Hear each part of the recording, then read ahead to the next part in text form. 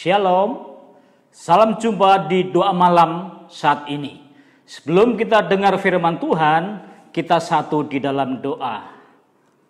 Maha besar Allah Bapa kami yang bertata di dalam kerajaan surga, Allah yang kami panggil di dalam nama Tuhan Yesus Kristus, kami bersyukur kepadamu ya Tuhan, kalau sampai saat ini Engkau tetap memelihara hidup kami, Engkau telah memimpin kami ya Tuhan. Terima kasih Bapa, terima kasih Yesus, dan kalau sebentar kami akan dengar firman-Mu. Urapi setiap kami ya Tuhan, sehingga firman yang kami dengar akan menguatkan iman percaya kami di dalam kami mengering kepadamu ya Tuhan. Urapi hamba-Mu yang akan menyampaikannya. Terima kasih Tuhan, kami siap untuk dengar firman-Mu di dalam nama Tuhan Yesus Kristus. Haleluya. Amin. Shalom. Puji nama Tuhan, Bapak Ibu Saudaraku yang kekasih dalam nama Tuhan Yesus Kristus. Firman Tuhan pada saat ini dengan tema Allah sumber pertolongan. Kekasih dalam nama Tuhan, mari kita sama-sama baca di dalam kitab 1 Raja-Raja pasal 17 ayat 1 sampai dengan ayat yang ke-24. Ayat 1 berkata, lalu berkatalah Elia orang Tisbe dari Tisbe Gilead kepada Ahab, demi Tuhan yang hidup Allah Israel yang kulayani, sesungguhnya tidak akan ada embun atau hujan pada tahun-tahun ini kecuali kalau kukatakan. Kekasih dalam nama Tuhan, ketika Elia berhadapan dengan Raja Ahab, Raja Israel, Ahab adalah suami dari Isabel. Ahab sebagai raja membawa bangsa Israel menyembah kepada Baal. Ahab membawa bangsa Israel menjauh dari hadirat Tuhan. Dan Elia datang kepadanya. Elia menyampaikan firman Tuhan. Elia berkata, demi Tuhan yang hidup, Allah Israel yang kulayani, sesungguhnya tidak ada embun atau hujan kecuali kukatakan. Dan apa yang dikatakan Elia, iya dan amin, karena firman Tuhan. Sehingga Tuhan berkata pada Elia, pergi ke sebelah timur, ke sungai Kerit. Elia sebagai hamba Tuhan, dia mentaati apa kata Tuhan. Elia disuruh sembunyi. Oleh karena Elia mau dibunuh oleh Raja Ahab atau Isabel. Ketika Elia sampai di sungai Kerit, firman Tuhan berkata bahwa Elia dipelihara. Elia dicukupi kehidupannya. Allah mengutus burung gagak. Dan firman Tuhan berkata, burung-burung gagak membawa roti dan daging. Kekasih dalam nama Tuhan, mengapa? Kok bukan burung yang lainnya? Burung elang misalnya, dia cakarnya yang kuat bisa membawa 1 ekor ayam atau membawa daging yang lebih banyak. Tetapi kenapa Allah memerintahkan burung-burung gagak untuk membawa roti dan daging? Karena Allah kita Allah yang luar biasa. Allah sanggup melakukan segala sesuatunya. Dan semua ciptaannya Tuhan pakai. Kalau burung gagak sungai Kerit Tuhan pakai untuk mencukupi kehidupan Elia tatkala masa kesukaran, maka Allah sanggup menolongnya. Demikian juga dalam kehidupan setiap kita saat-saat ini. Bahwa kehidupan kita saat-saat ini ada dalam kesukaran. Oleh karena virus corona. Kekasih dalam nama Tuhan Yesus Kristus, firman Tuhan berkata bahwa burung-burung gagak pagi dan petang mengantar roti dan daging. Bahwa burung gagak adalah burung yang sangat mengerikan. Semuanya serba hitam. Tetapi Allah pakai untuk membawa roti dan daging, mengantarkannya kepada Elia. Kekasih dalam nama Tuhan Yesus Kristus, bahwa Allah bisa pakai apapun yang Allah mau. Contohnya Elia. Elia di Sungai Kerit, Elia dipelihara Tuhan.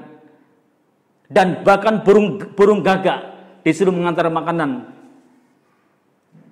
Sidang jemaat yang Tuhan kasihi, tahukah hidup kita ada di dalam pemeliharaan Tuhan. Yakinlah bahwa situasi keadaan apapun yang kita hadapi, Allah sanggup menolongnya. Karena Allah kita Allah yang luar biasa, Allah yang penuh dengan mujizat. Kekasih dalam nama Tuhan, ketika Elia ada di Sungai Kerit, Alkitab katakan Elia harus minum air dari Sungai Kerit. Tetapi Elia tidak sakit. Elia tetap sehat. Nah, kekasih dalam nama Tuhan Yesus Kristus, luar biasa.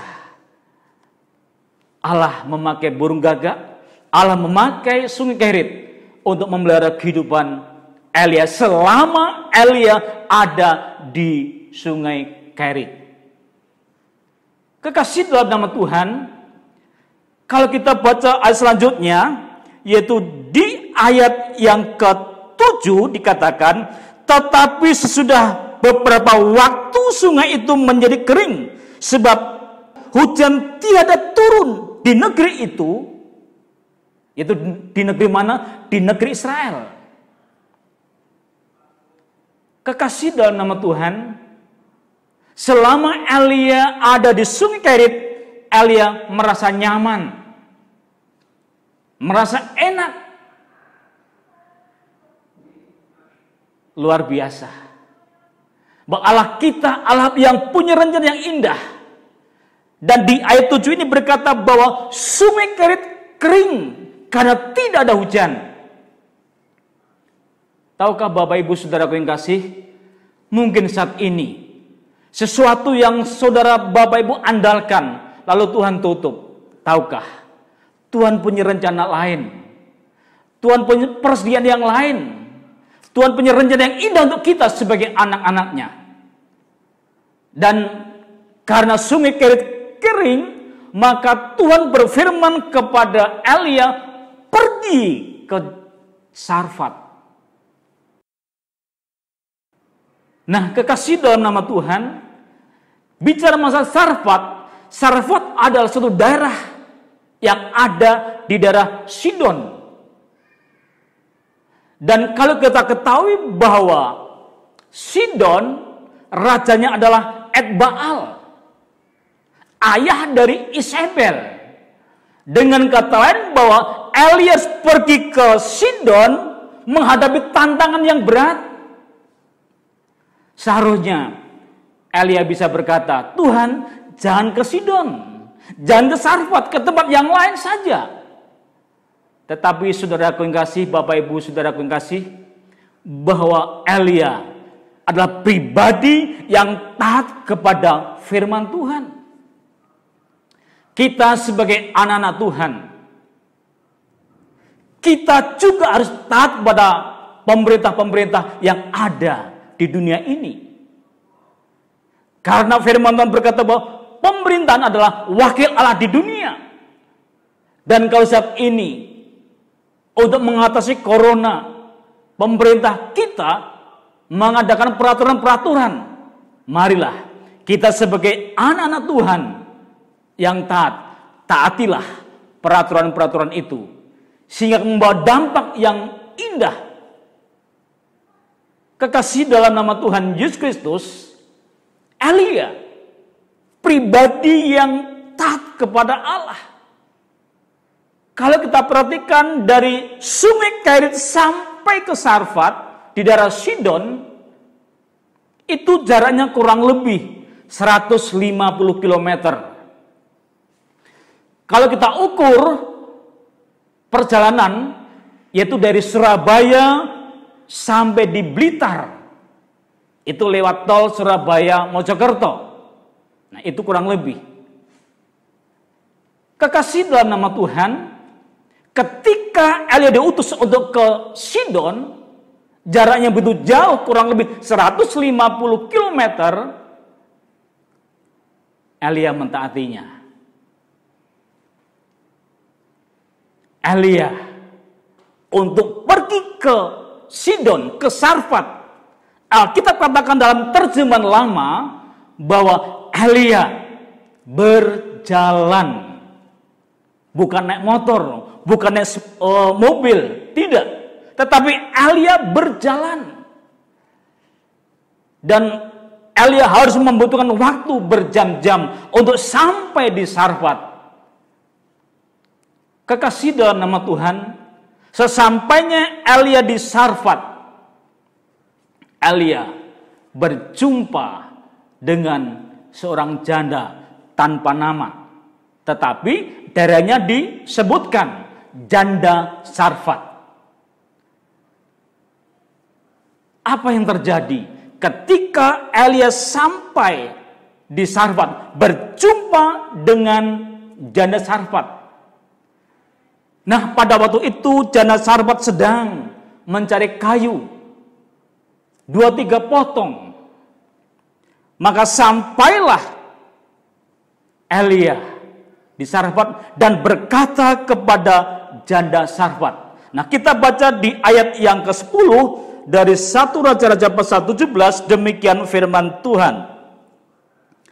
Sesudah itu ia bersiap lalu pergi ke Sarfat. Setelah ia sampai ke pintu gerbang kota itu, tampaklah di sana seorang janda sedang mengumpulkan kayu api. Ia berseru kepada perempuan itu, katanya, "Cobalah ambil bagiku sedikit air dalam kendi, supaya aku minum." Kekasih dalam nama Tuhan Yesus Kristus, Elia minta air sedikit dalam kendi. Ketika janda Sarfat bertindak dan melangkah, berbuat sesuatu untuk Elia, sebelum memberi air minum, Elia langsung berkata di ayat yang ke-12. Dikatakan demikian. Ketika perempuan itu pergi mengambilnya, ia berseru lagi, "Cobalah ambil juga bagiku sepotong roti." Perempuan itu menjawab, "Demi Tuhan Allahmu yang hidup, sesungguhnya tidak ada roti padaku sedikit pun, kecuali segenggam tepung dalam tembayang dan sedikit minyak dalam buli-buli. Dan sekarang aku sedang mengumpulkan 2-3 potong kayu api, kemudian aku mau pulang dan mengolahnya bagiku dan bagi anakku. Dan setelah kami memakannya, maka kami akan mati." Ayat selanjutnya, tetapi Elia berkata kepadanya, "Janganlah takut, pulanglah, buatlah seperti yang kau katakan, tetapi buatlah lebih dahulu bagiku sepotong roti bundar kecil daripadanya, dan bawalah kepadaku, kemudian barulah kau buat bagimu dan bagi anakmu. Sebab beginilah firman Tuhan Allah Israel, tepung dalam tembayan itu tidak akan habis, dan minyak dalam buli-buli itu pun tidak akan berkurang sampai pada waktu Tuhan memberi hujan ke atas muka bumi." Kekasih dalam nama Tuhan Yesus Kristus, setelah Elia meninggalkan Sungai Kerit, ya, kurang lebih 1 tahun Elia ada di Sungai Kerit, dan Allah sudah meninggalkan Sungai Kerit, zona nyaman itu, dan sampailah Elia berjumpa dengan janda Sarfat. Seorang janda ini, saudaraku yang kasih, Alkitab mencatat bahwa dia sedang mencari kayu 2-3 potong dan pulang mengolah tepung dalam tempayan. Akhirnya setelah dia mengolah, nah, dia katakan, maka mati. Kekasih dalam nama Tuhan, di sini bahwa janda Sarfat punya keyakinan. Yang pertama, setelah mengolah tepung untuk jadi roti, lalu mati. Dan keyakinan yang kedua, bahwa janda Sarfat mengolah dan memberi kepada Elia sebagai nabi Allah, dan janda Sarfat mentaati apa kata Elia. Janda Sarfat merenungkan firman Tuhan yang didengar, dan janda Sarfat bukan saja merenungkan tetapi melakukan. Jadi ternyata janda Sarfat ini meyakini hal yang kedua, yaitu terlebih dahulu berbuat untuk Elia, lalu untuk dirinya. Karena ada firman yang katakan bahwa Tuhan akan mencukupkan, Tuhan akan menolong sampai ada hujan turun. Luar biasa.